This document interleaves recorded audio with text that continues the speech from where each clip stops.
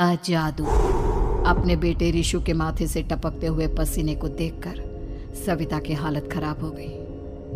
ऐसा आज पहली बार नहीं हुआ जब ऋषु नींद से घबरा कर जागा है। हाय मेरा बच्चा, न जाने किसकी नजर लग गई है तुझे। जब से मेरे बच्चे ने 10वीं के एग्जाम में स्कूल टॉप किया है तब से रोज बुरे बुरे सपने आने लगे हैं। हाँ माँ, मैंने आज फिर से एक काले साए को देखा। वो यहीं मेरी आंखों के सामने खड़ा था। माँ मुझे बचा लो माँ। वो मुझसे कह रहा था कि मुझसे बदला लेगा। माँ कहीं ये प्रशांत। चुप कर, कैसी बात कर रहा है? दोबारा उसका नाम मत लेना। तुझे पता है ना, उस प्रशांत ने आत्महत्या कर ली, तो बार बार उसका नाम मत लिया कर। मम्मी, क्या सच में प्रशांत ने आत्महत्या की थी? चुप कर, बहुत सवाल पूछता है आजकल। और फिर रात के वक्त सविता के पूरे घर में एक अजीब सा काला धुआं छाने लगा। गहरी नींद में सोई सविता की जैसे ही आंख खुली उसका दम घुटने लगा। वो दौड़कर ऋषु के रूम की तरफ गई जहां उसके दरवाजे पर घूमती एक काली परछाई देख वो बुरी तरह से घबरा गई। कौन है वहाँ? कौन है? सामने आओ। ये मैं हूँ, तुम्हारी काली करतूत।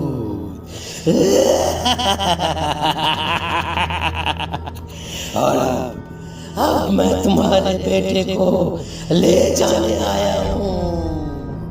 नहीं, मेरे बच्चे को छोड़ दो प्लीज। मेरे ऋषु को कुछ मत करना। वो परछाई ऋषु के कमरे में घुस जाती है। सविता भी उसके पीछे पीछे दौड़ कर जाती है और देखती है कि अब वो साया साफ नजर आ रहा था। वो सर से पैर तक खून में सना हुआ था और उसके शरीर के सारे अंग कटे फटे हैं। क्या चाहिए तुम्हें? तुम जो बोलोगे मैं करूंगी, लेकिन मेरे ऋषु को छोड़ दो। उस परछाई ने ऋषु को गर्दन से पकड़कर दीवार के सहारे हवा में उछाल दिया। ऋषु जोर जोर से चिल्लाने लगा। माँ बचाओ मुझे, बचा लो माँ। ये मुझे मार डालेगा। माँ मुझे बचा लो माँ। नहीं ऐसा मत करो। मुझे मार दो लेकिन मेरे बच्चे को छोड़ दो। मैं तुम्हारे आगे हाथ जोड़ती हूँ। वो परछाई ऋषु को जमीन पर गिरा देती है और अचानक वहां से गायब हो जाती है। ऋषु, मेरा बच्चा, तू ठीक तो है ना? कुछ बोल बेटा, क्या हुआ है तुझे? मैं ठीक हूँ माँ। क्या हुआ था यहाँ पर? कुछ नहीं बेटा, कुछ नहीं। तू परेशान मत हो।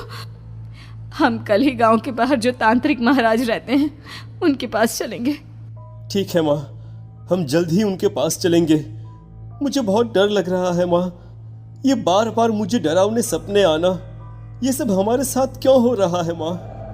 अगले दिन सविता अपने बेटे ऋषु को लेकर गांव के बाहर तांत्रिक के पास जाती है। जिस जगह पर तांत्रिक रहा करता था वो जगह बहुत डरावनी थी। चारों तरफ कंकाल और भूतियां नजर आ रही थी। गांव से दूर वीराने में उस जगह पर जोर से आंधी चल रही थी। ऋषु ने डर कर अपनी माँ का हाथ पकड़ लिया। माँ मुझे बहुत डर लग रहा है। ये कैसी जगह है? देख बेटा, हमारे साथ जो कुछ भी हो रहा है उसका इलाज सिर्फ और सिर्फ ये तांत्रिक महाराज ही बता सकते हैं। अब यही है जो हमें प्रॉब्लम से बाहर निकाल सकते हैं। जैसे ही सविता और ऋषु तांत्रिक की झोपड़ी के अंदर पहुंचे, वहां का नजारा देखकर उनकी आंखें फटी की फटी रह गई। तांत्रिक की झोपड़ी के अंदर कई सारे लोग अपनी गर्दन घुमा घुमा कर जोर जोर से चीख रहे थे। कौन हो तुम और यहाँ क्यों आई हो? महाराज, मेरे बेटे को कुछ दिनों से एक डरावनी काली परछाई नजर आती है और कल रात उसने मेरे बेटे पर हमला भी कर दिया।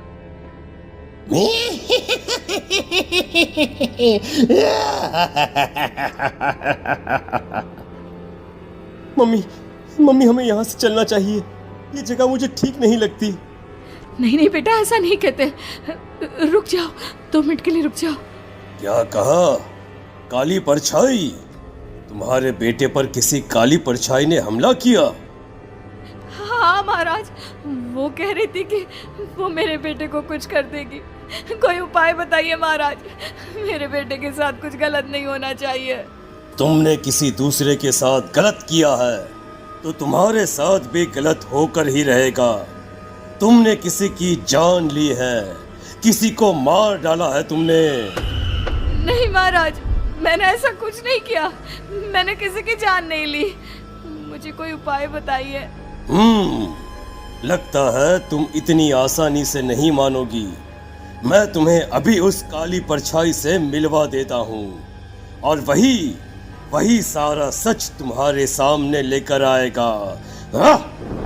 सविता और ऋषु ने डर के मारे अपनी आंखें बंद कर ली। तभी अचानक तांत्रिक की झोपड़ी में अजीबोगरीब आवाजें गूंजने लगी। सविता और ऋषु बुरी तरह से कांप रहे थे। आंखें खोलो और अपने सामने देखो।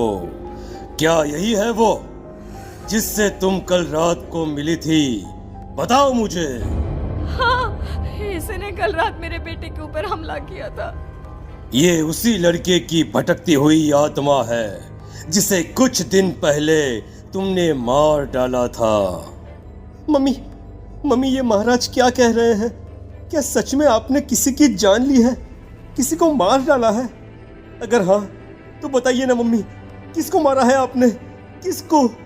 तुम्हारी माँ इतनी आसानी से सच नहीं बताएगी बेटा। इसने एक बच्चे की जान ली है। कहीं उसका नाम प्रशांत तो नहीं महाराज?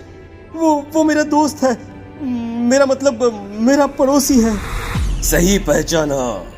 देखा सविता, तुम्हारा खुद का बेटा भी जानता है कि तुमने किसी के प्राणों की बलि चढ़ा दी और इसीलिए अब उसकी बुरी आत्मा तुम्हारे घर में भटकती है। मुझे माफ कर दीजिए महाराज, मुझसे बहुत बड़ी गलती हो गई। प्रशांत हमारे पड़ोसी का बेटा था। हर बार उसके नंबर मेरे बेटे से ज्यादा आते थे और इसलिए मैंने उसके कमरे के बाहर काला जादू किया था, पर मुझे नहीं पता था कि वो मर जाएगा। तुम्हारे उसी काले जादू वाली गुड़िया के अंदर एक बुरी आत्मा थी जिसने उस बच्चे के दिमाग पर बुरा असर कर दिया और उसी की वजह से उस लड़के ने अपनी बालकनी से कूदकर आत्महत्या कर ली। इसकी वजह सिर्फ और सिर्फ तुम हो, तुम। नहीं महाराज, जो कुछ भी हुआ मुझे नहीं पता था कि प्रशांत अपनी जान दे देगा। प्रशांत की आत्मा इस वक्त तुम्हारे सामने खड़ी है, हमसे बात करना चाहती है। बोलो क्या कहना चाहते हो? मैं जीना चाहता था, बड़ा होकर कुछ बनना चाहता था। आपके बेटे से मुझे कोई परेशानी नहीं थी। अरे वो तो मेरा अच्छा दोस्त था। मुझे माफ कर दो बेटा, मुझसे बहुत बड़ी गलती हो गई, मुझे माफ कर दो। माफ करने से मुझे वापस जिंदगी नहीं मिल जाएगी।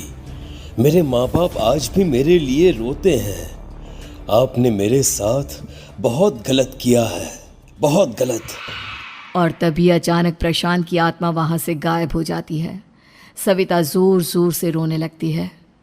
सुन लिया तुमने? ये तुम्हारे अपने ही किए हुए पाप हैं जो इस तरह से तुम्हारे सामने आ रहे हैं। माँ, ये आपने अच्छा नहीं किया। सिर्फ 10th बोर्ड के एग्जाम में मैं टॉप कर पाऊं, इसलिए आपने मेरे दोस्त के ऊपर काला जादू कर दिया। नहीं मम्मी, नहीं, अब हम कभी खुश नहीं रह पाएंगे, कभी नहीं। मेरे दोस्त की आत्मा को कभी शांति नहीं मिलेगी मम्मी, कभी नहीं। लेकिन मैंने जो कुछ भी किया सिर्फ तुम्हारे लिए किया। वो लड़का हमेशा फर्स्ट पोजीशन पर आ जाता था और इस वजह से हमेशा तुम्हारे मार्क्स कम पड़ते थे।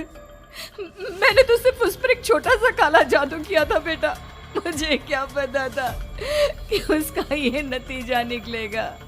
जिस गुड़िया को तुमने उस लड़के के कमरे के दरवाजे पर लगाया था, दरअसल उसके अंदर एक बुरी आत्मा का प्रवेश हो गया था, जैसा कि अक्सर काला जादू करते समय हो जाता है।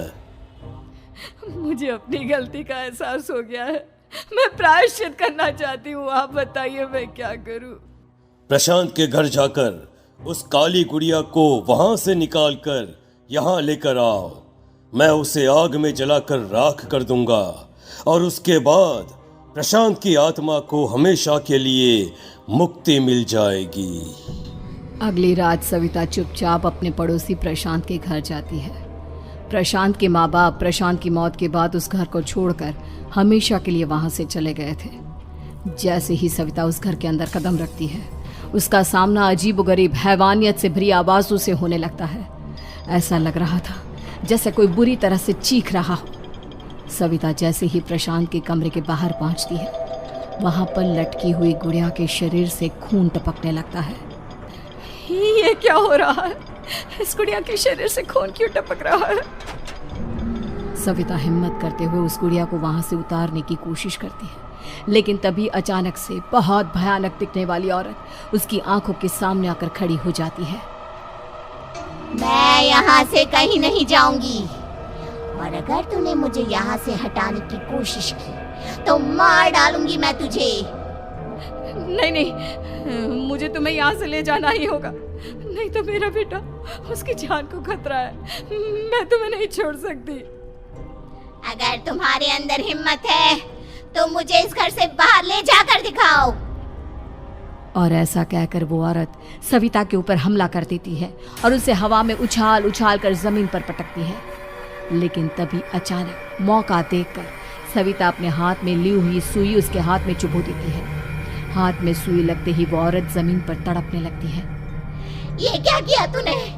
ये क्या कर दिया? तुझे ऐसा नहीं करना चाहिए था। तांत्रिक ने मुझे कहा था कि तुझसे जीतने का सिर्फ यही एक तरीका है जिससे मैं अपने पापों का प्रायश्चित कर सकती हूँ और अपने बेटे की जान बचा सकती हूँ। और उसके बाद वो डरावनी दिखने वाली औरत एक छोटी सी जादुई गुड़िया में तब्दील हो गई और सविता ने उसे ले जाकर तांत्रिक को दे दिया। तांत्रिक ने जादुई गुड़िया को आग के हवाले कर दिया।